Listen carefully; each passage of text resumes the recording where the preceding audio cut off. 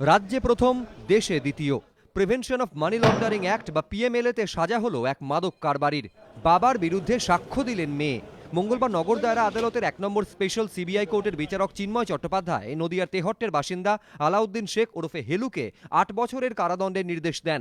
সেই সঙ্গে 2 লক্ষ টাকা জরিমানা। জরিমানার টাকা দিতে হবে 6 মাসের মধ্যে। কি অভিযোগ আলাউদ্দিন শেখের বিরুদ্ধে? পুলিশ সূত্রে খবর, 2006 সালের 23শে অক্টোবর প্রায় 4 কিলোগ্রাম আফিন সহ আলাউদ্দিনকে গ্রেফতার করে নার্কোটিক কন্ট্রোল ব্যুরো বা এনসিবি। দীর্ঘদিন ধরে মামলা চলে বারাসত আদালতে। 2014 সালে 15 বছরের কারাদণ্ড দেন বিচারক। 2015 সালে ঘটনার তদন্তভার নেয় ইডি সূত্রে খবর, ধরা পড়ার সময় আলাউদ্দিনের কাছে 4 কেজি আফিমই নয়, তার বাড়ি থেকে উদ্ধার হয় 24 কেজি 500 গ্রাম আফিম এবং প্রায় 550 কেজি পোস্তর খোলা।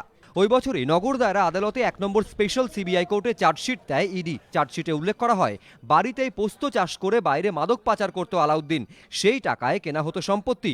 ইডি সূত্রে খবর, তাদের হয়ে যে 7 জন সাক্ষ্য দেন তাদের মধ্যে ছিলেন আলাউদ্দিনের মেয়েও। 8 মাস শুনানি চলার পর সোমবার আলাউদ্দিনকে দোষী সাব্যস্ত করেন বিচারক চিন্ময় চট্টোপাধ্যায়। মঙ্গলবার হয় সাজা ঘোষণা।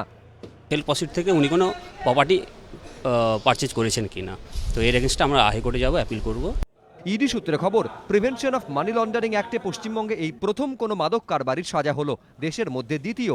ইডির দাবি, অবৈধভাবে টাকা পাচারের আর যেসব মামলা চলছে সেগুলিও নিষ্পত্তি হতে বেশি সময় লাগবে না। আবির দত্ত, এবিপি আনন্দ, কলকাতা।